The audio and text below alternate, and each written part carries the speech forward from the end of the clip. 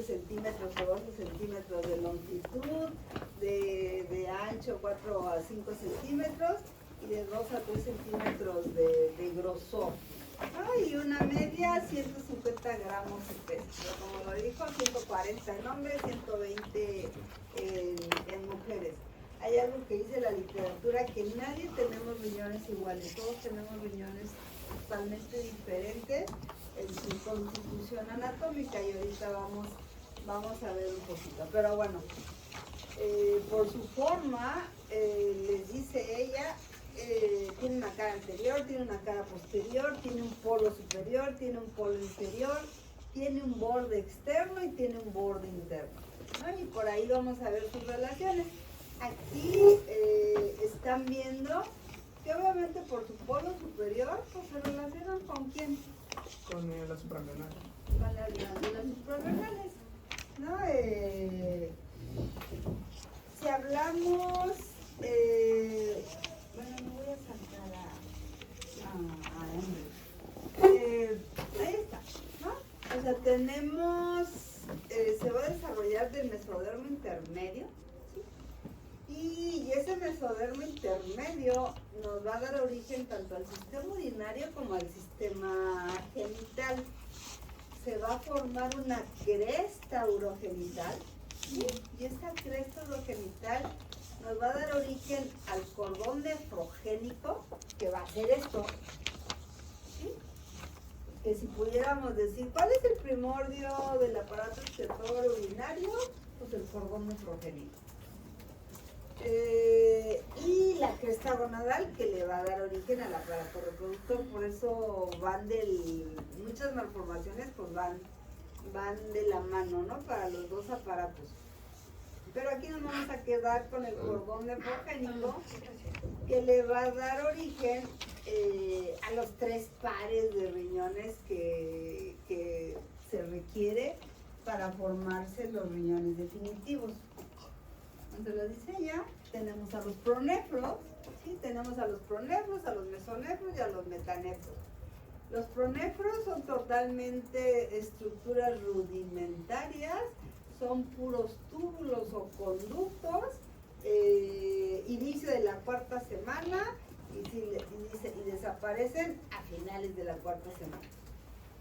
¿Para qué nos sirven los pronefros? Para darle origen a los siguientes riñones, que son los mesonefros.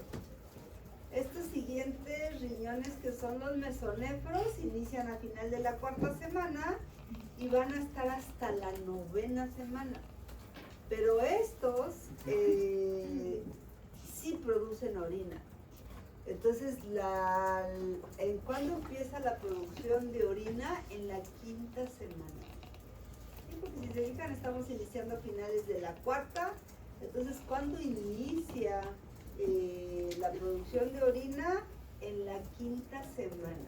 Estos riñones mesonefros se consideran provisionales o interinos, ¿okay? O sea, están ahí en lo que se están formando los otros.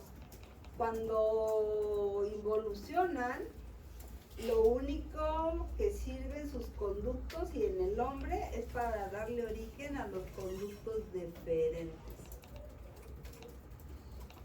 Y finalmente los metanefros, que si se fijan, su primordio aparece en la 5ª semana, ¿sí?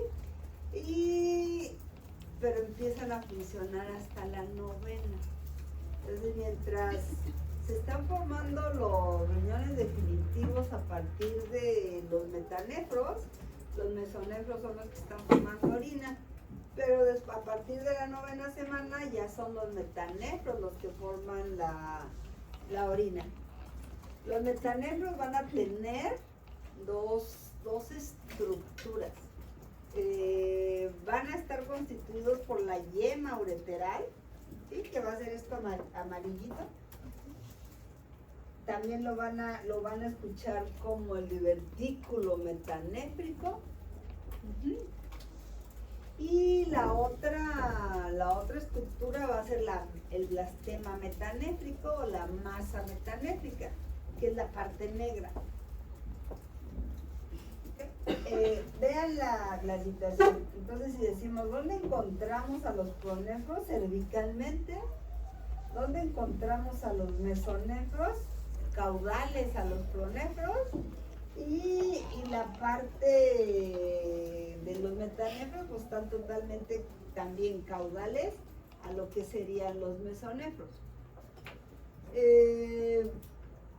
Aquí vemos una imagen donde también estamos viendo el cordón nefrogénico, ¿no? Que es de donde van a partir. Y con esta imagen se explica hasta todo lo de vías urinarias, porque lo mencionó ella, ¿no? Entonces fíjense aquí cómo ya desaparecieron los pronefros, nos quedan los mesonefros, pero vamos a partir hacia los metanefros. Por eso les digo, metanefros puede ser de la yema ureteral, lo pueden encontrar como yema ureteral o como divertículo metanéfrico. Y la masa metanéfrica, que es del mesodermito del medio, y es lo que propiamente le va a dar origen al riñón, ¿no? Y también el glomérulo va a ser de la masa metanéfrica. Y el divertículo metanéfrico va hacia todas las vías. Hay algo que tiene que pasar entre estas dos estructuras. El divertículo y la masa se tienen que tocar, ¿no? Y cuando se tocan, se estimula una a otra, que es lo que se conoce como inducción recíproca. O sea, uno a otro se estimula. ¿Qué pasa si no se toca el divertículo con la masa? ¿Qué creen que va a pasar? No se va a estimular los crecimientos. ¿Y cómo se llamaría eso? ¿Sí sabes? No, como si no se tocan, no se forman. ¿Cómo se llama si no se forman? Agenesia renal. Y eso es cuando vamos a tener una agenesia renal. Y esa agenesia renal puede ser unilateral o puede ser bilateral.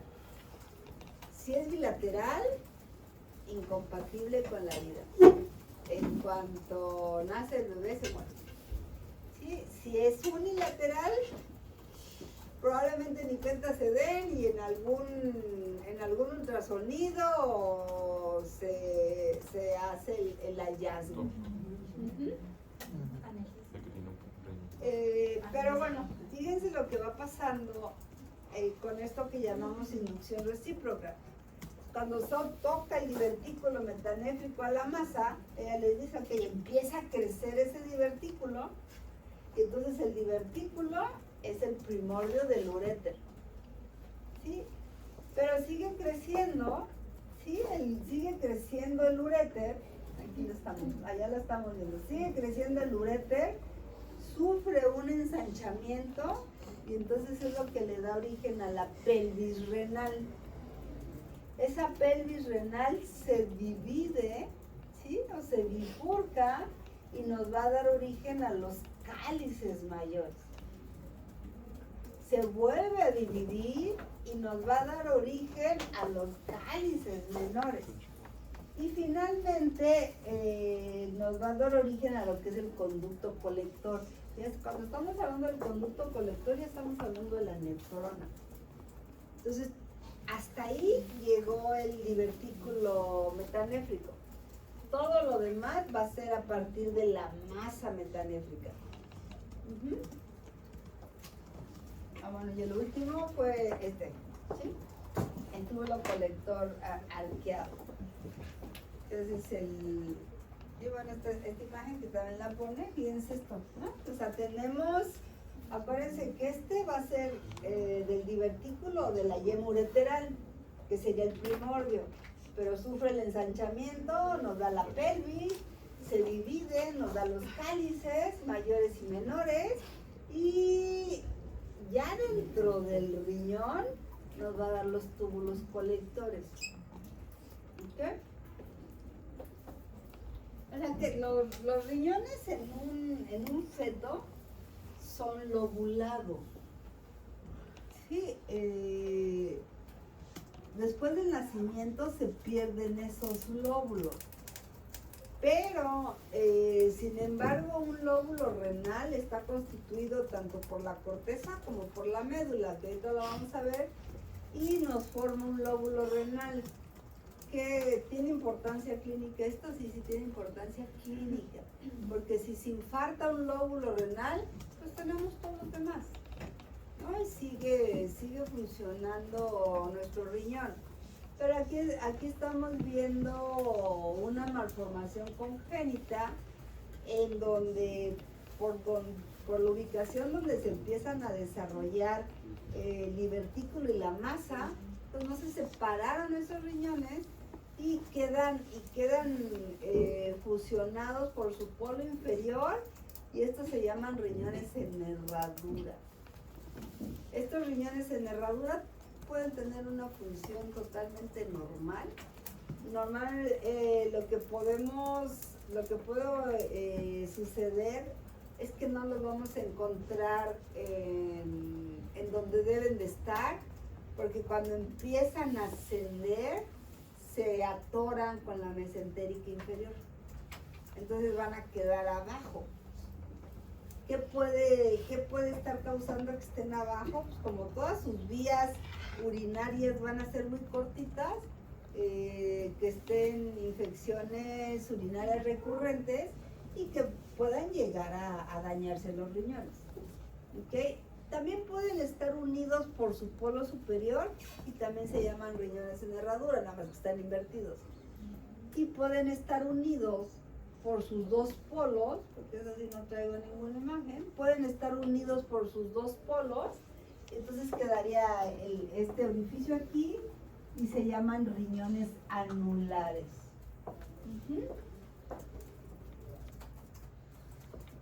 Entonces vean aquí cómo estarían los riñones por abajo de donde deberían estar situados, porque se quedaron atorados en la mesentérica inferior. ¿Qué corte es ese? Coronario, ¿no? Bueno, aquí está lo que dijimos, ¿no? Estos son riñones en herradura. Este es un riñón ectópico. ¿Sí? O sea, ¿qué pasó con ese riñón ectópico? Que el divertículo pues no creció lo suficiente y empezó a dividirse antes y se quedó cortito. Tenemos en la figura 3, que es la misma que esta, en donde los riñones son solo una masa. Esos riñones se llaman riñones concrescentes. Es una sola masa, no se separaron tampoco. Igual, su función es normal. ¿Cómo? ¿Tópico? Tópico. Ectópico.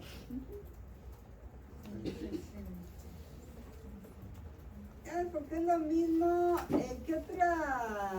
El divertículo, ¿qué otra cosa nos puede dar como malformación? Estamos diciendo que empieza a dilatarse y a dividirse, o bueno, se divide antes de tiempo y nos va a dar un uréter bífido. Entonces vamos a tener dos uréteres, ¿no? Pero son de las malformaciones que tenemos. No voy a saltar, Mande. ¿Por qué había ureteres bífidos? Porque se dividió el divertículo muy rápido. ¿Qué? ¿Quedan dos ureteres? Uréteres bífidos. Ok. ¿Sí? Entonces, ¿dónde encontramos a los riñones? Podemos empezar en cavidad abdominal, pero es algo bien importante, retroperitonealmente. ¿Sí? O sea, nuestra cavidad abdominal está dividida por el peritoneo. El peritoneo envuelve todos nuestros intestinos, pero lo que queda por atrás del peritoneo, pues es a lo que se le va a denominar retroperitoneo. Y ahí vamos a encontrar a los riñones, a la aorta, a la cava y a las glándulas suprarrenales. Son de las cosas que tenemos. Los riñones, si se fijan, vamos a tener diferencia nada más por su cara posterior, porque esto que estamos viendo es por su cara posterior, van a estar relacionados con la 11ª y la 12ª costilla, pero nuestro riñón derecho se encuentra más abajo que nuestro riñón izquierdo. ¿Por qué? Por el hígado. Por el hígado. ¿Ok? Entonces fíjense ahí cómo alcanzamos a ver. Sí podemos decir que entre el riñón izquierdo con la 11ª, el riñón derecho con la 12ª.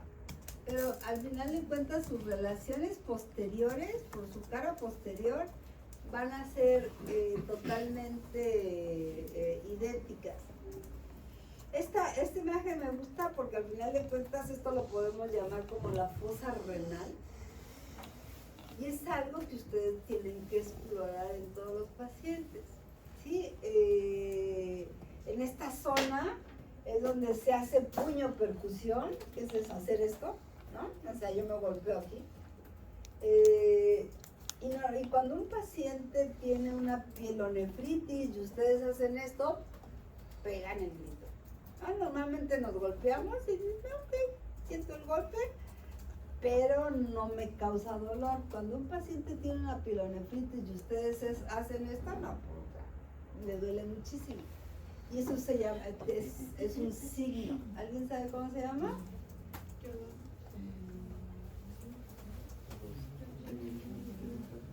¿No? Giordano. ¿Sí? Entonces, cuando ustedes golpeen y causen dolor, van a poner Giordano positivo. ¿Sí? Y si no causan dolor, van a poner Giordano negativo. Pero eso va a decir que exploraron sus fosas renales. ¿No? Que es algo que se tiene que explorar sin duda si el paciente llega con un problema de infección de vías urinarias, ¿sí? Como molestias urinarias, pero aunque no llegue, siempre se debe de explorar. Hay quien hace puño percusión, hay quien hace palmo puño percusión. Ponen la mano primero y ahí golpean, ¿no? Entonces, pero se vale eso. Entonces acuérdense que por eso es esto. Y bueno, y si ya vamos viendo, lo primero que vamos a encontrar cuando hablamos de la constitución anatómica es la cápsula renal. ¿Sí? Y aquí estamos viendo lo que le mencionó su compañera.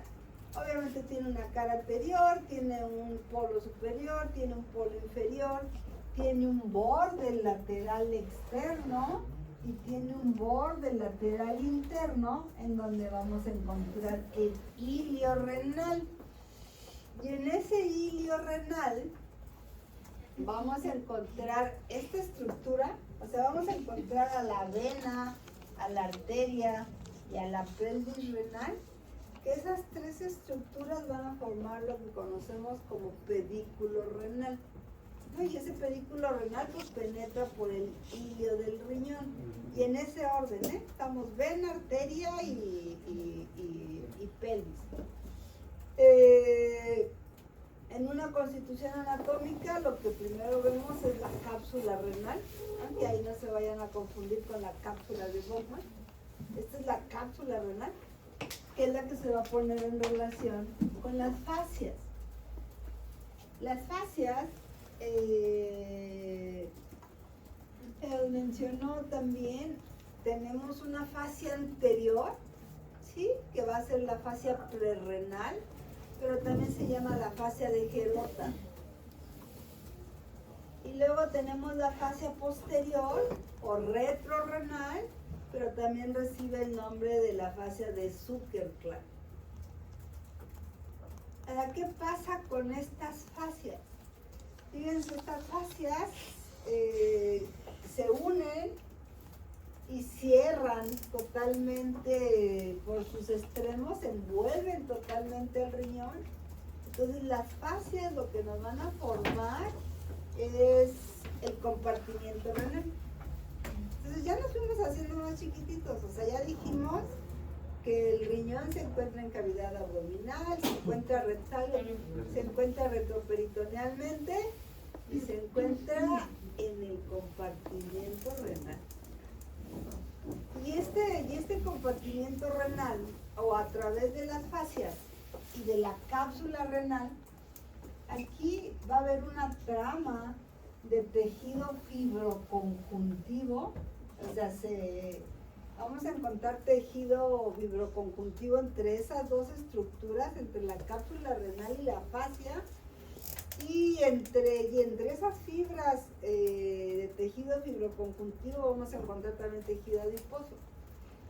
Y ese es el real medio de fijación del riñón, ¿sí? A través de esto que se encuentra.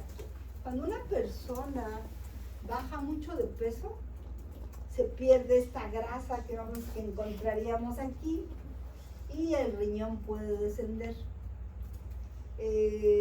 No podemos llamar, ahí cuando desciende el riñón no podemos llamar un riñón ectópico, pero sí le llamamos un riñón flotante, ¿no? Como que se cayó un poquito. La fascia, como les dijo ella, se pierde, la fascia anterior se va a prolongar hacia el otro riñón y ahí se unen y se pierden. La fascia posterior se adhiere a lo que es todo el diafragma e inferiormente se pierden a través del pelvis. Consigo que tenía tejido adiposo entre la fascia Y el tejido fibroconjuntivo. ¿Sí? La fascia que te había dicho que se perdía. Con la anterior, con la del otro lado, la del otro extremo. Fíjense, ahí estamos viendo los dos riñones, ¿sí?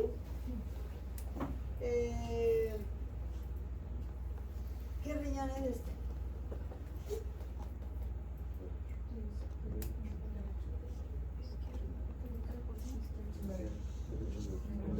¿Por qué? ¿Por qué? Porque se está viendo la primera. ¿Por qué? Luego está uno encima abajo de la. Esa es la columna, y nos puede servir para decir a qué nivel estamos. Eso es derecho. Pero ¿por qué es el derecho? Porque está más arriba. Sí, es derecho. O sea, está así, ¿no? Puede ser porque, bueno, se mira más grande y eso significa que está más arriba que el otro. Significa que el otro está más cerca. Es como si estuviéramos viendo uno en la parte, como si estuviera corta a la mitad y el otro casi por la superficie. ¿Pero cuál se ve más grande? El izquierdo. El izquierdo. Entonces el izquierdo, dime algo para que yo sepa cuál te estás refiriendo al izquierdo. ¿Qué tiene? La línea verde, ¿ok? Pero ve algo más que eso, que tiene toda la razón. O sea, fíjense cómo este riñón, no nomás estamos alcanzando a ver el riñón, sino estamos alcanzando a ver, vean esto, es la pelvis renal. ¿Sí? Entonces es porque ya lo estamos viendo más en su totalidad. Pero ¿qué les puede servir para saber en dónde están? Porque obviamente están, ¿quién es este? El hígado. El hígado.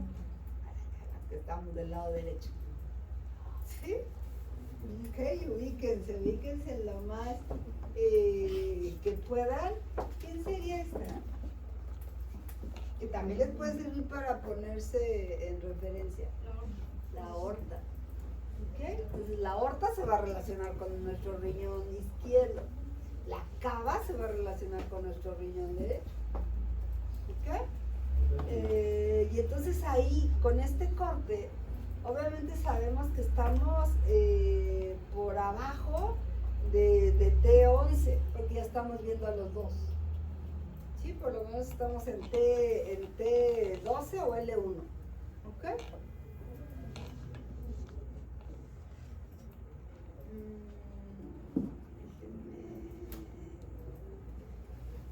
Antes de pasar al anterior. Ok, aquí está resumido todo. Fíjense cómo estamos hablando. Riñones retroperitoneales de T11 a 12 a L1, L2. ¿Sí? Dependiendo de cuál de los dos estemos hablando. 12 centímetros de longitud, anchura de 7 a 8, espesor 4 centímetros. Pesan 140 y 120 gramos. Vamos a tener dos fascias que los van a envolver y que van a formar el compartimiento renal. La fascia posterior, que es la de Zuckerklan, la fascia anterior, que es la de Gerota. Si hablamos de su constitución anatómica, que no hemos mostrado eso, tenemos una cápsula, tenemos una corteza y tenemos una médula. La cápsula pues es una estructura fibrosa, es tejido fibroconjuntivo y va a cubrir totalmente aquello. Hay una parte en donde vamos a encontrar el cáliz menor, cáliz mayor y la pelvis renal. Eso ya no es parte de la constitución anatómica del riñón, pero sin embargo quedara como si estuviera dentro. Eso se llama seno renal. Entonces la cápsula se prolonga hasta ese seno renal. La corteza va a ser lo que sigue de la cápsula, color amarillento, y se va a prolongar entre las pirámides de Malpighi o entre la médula. ¿Okay? Y esa corteza que se prolonga entre la médula se van a llamar columnas de Bertin. Y la médula, pues bueno, tienen forma de pirámide, por eso les llaman también pirámides de Malpighi. Y vamos a tener de 8 a 18 pirámides de Malpighi. ¿Okay?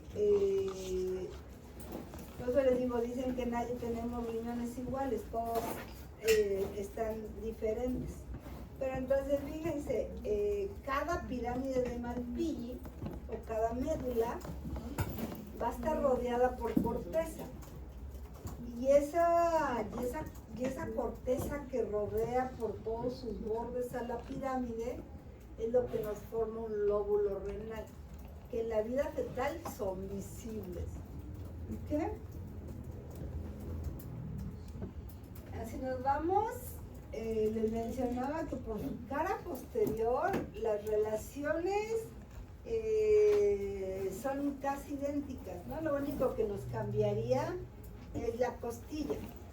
Estamos hablando que está nuestro riñón izquierdo estaría con la 11ª, nuestro riñón derecho estaría con la 12ª, ¿sí? Pero de ahí en fuera todas sus relaciones son con los músculos. Se va a relacionar con el músculo transverso del abdomen, ¿sí? Se va a relacionar con el músculo cuadrado de los lomos, o el cuadrado lumbar, y con el psoas mayor. Aquí están. Entonces son igualitas las relaciones por su cara posterior.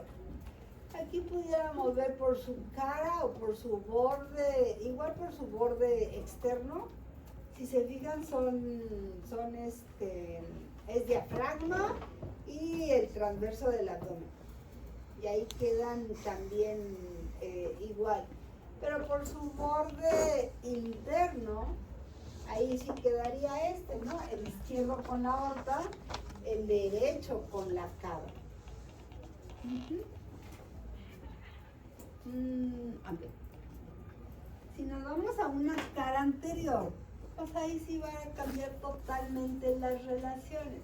Bueno, ahí volvemos a ver cómo se relaciona, sobre todo el derecho es más notorio su relación con la cava inferior, pero pues vean los músculos. ¿Qué músculo es este? El cuadrón. No, el psoas mayor. El psoas, ese es el psoas mayor, ¿no? Entonces es el... Okay.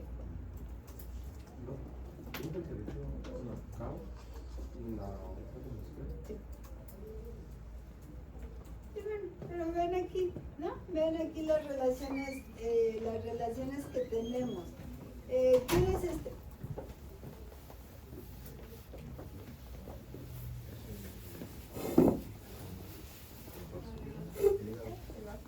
El vaso.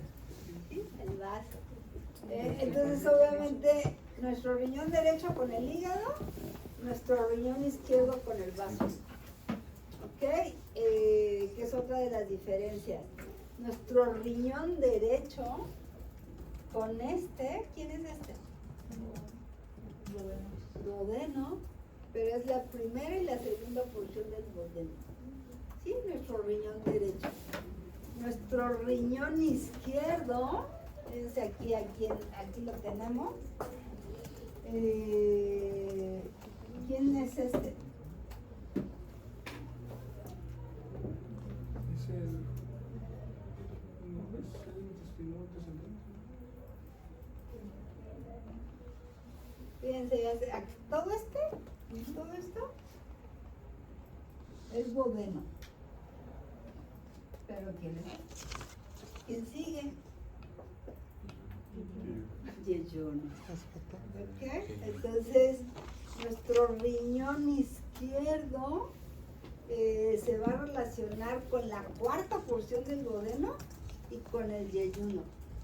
Eso les he mencionado, esa cuarta porción del duodeno y el inicio del yeyuno, si se fijan, forma un ángulo, ¿no? Es el ángulo lo van a escuchar. Por eso se han perdido o se trata de que no se utilicen epónimos, porque los epónimos no les dicen nada. Por ejemplo, ese ángulo, se lo van a estar preguntando como el ángulo de Treis, pero el ángulo de Treis no les dice nada. Y como si le quitamos el epónimo, decimos es el ángulo duodeno-yeyunal. Yo estoy ubicada perfectamente dónde está. Y ese ángulo es muy importante, porque les va a marcar diferencia en las patologías digestivas, en lo que es tubo digestivo alto y tubo digestivo bajo, ¿no? Y que vamos a tener una manifestación, si tuviéramos un sangrado de tubo digestivo, se va a manifestar totalmente si sangra del ángulo duodeno de yeyunal de hacia arriba. Vamos a tener o sea, el paciente va a llegar y les va a decir, estoy haciendo negro. ¿Y cómo se llama eso? Si llega y les dice que está haciendo negro. Él lo sabe. Sí, diga. Melena. Sí. ¿Qué?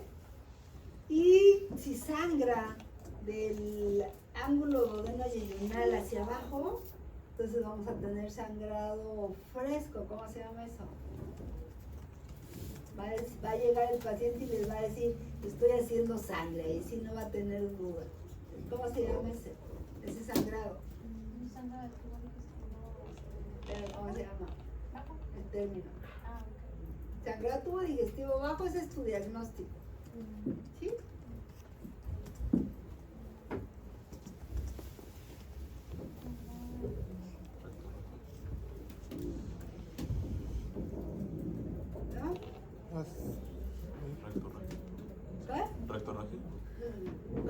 Cuando dices rectorragia, ya hasta sabes de dónde está sangrando y no lo sabes.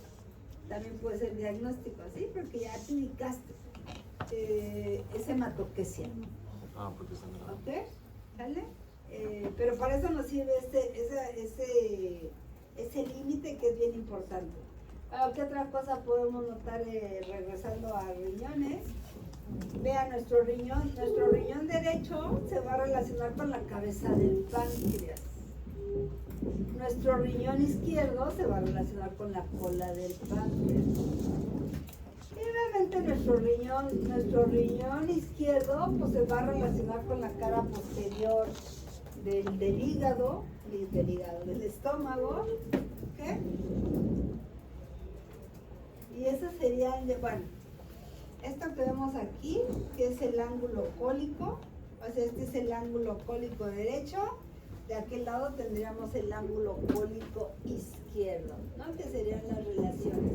Y vean, posteriormente pues tenemos los músculos, ¿no? El diafragma, el transverso del abdomen y el cuadrado de los lomos, que es lo que vamos a tener como relaciones importantes. Si nos vamos,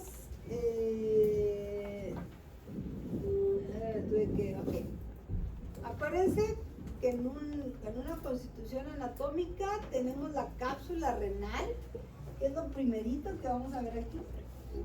Es lo que envuelve propiamente al riñón, fácilmente desprendible, ¿sí? Le sigue la corteza, que vean esto que es, esto es la corteza, y la corteza penetra entre las pirámides o entre la médula, ¿sí? Entonces acuérdense que estas son las columnas de Bertin. O sea, las vamos a encontrar entre cada pirámide o entre cada médula. La médula, por eso decimos que va a tener una forma triangular, va a tener una base y va a tener un vértice. Ese vértice se conoce como papila renal. Y esa papila renal va a estar caracterizada por estar llena de hoyitos, porque ahí es donde están abriendo todos los conductos colectores. Y esa papila renal también se va a abocar o se introduce en el cáliz menor. Entonces, por eso, ¿en dónde empieza la excreción de orina? En la papila renal. ¿Okay?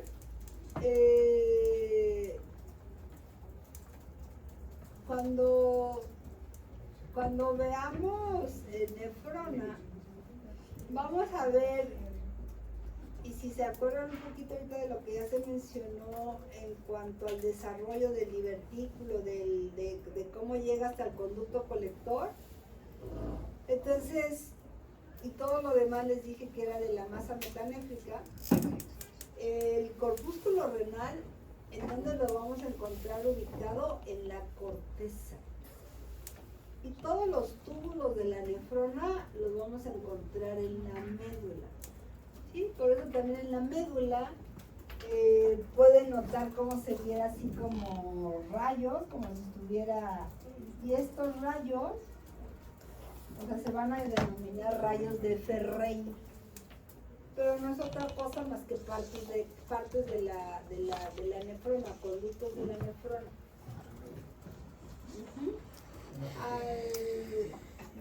Lo que yo les decía del seno renal es lo que está por abajo de esto. Vale. ¿Puedes repetir lo de la médula? La médula vamos a encontrar puros túbulos de la nefrona y entonces eso se ven como rayos, por eso se ve como rayas, por eso se les llama rayos medulares. Y esos rayos medulares se conocen como rayos de Ferrey.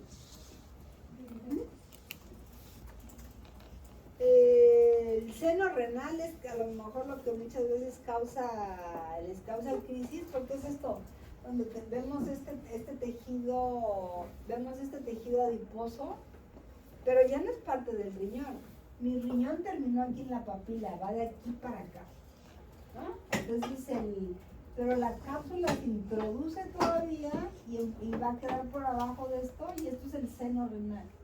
Entonces, ¿qué podemos decir del seno renal? ¿Qué voy a encontrar en el seno renal? Pues vías urinarias, porque voy a encontrar los cálices menores, voy a encontrar los cálices mayores y voy a encontrar la pelvis. ¿Vale? Lo que está aquí abajo o donde está esto. ¿Vale? Bueno, esto nada más es para que vean cómo se ve un riñón lobulado en un feto. Aquí vemos un riñoncito en un cadáver. Aquí se alcanza a ver perfectamente. Fíjense, esta es la pirámide de Malpighi, la médula, pero fíjense en esta parte. ¿No? Y fíjense cómo se le ve hoyitos. Por eso esto se le llama también área cribosa, y eso quiere decir que está lleno de hoyitos, es porque están abriendo los conductos colectores, y esto sería la papila renal. Y si esto es la papila renal, ¿quién es este? Un cálice.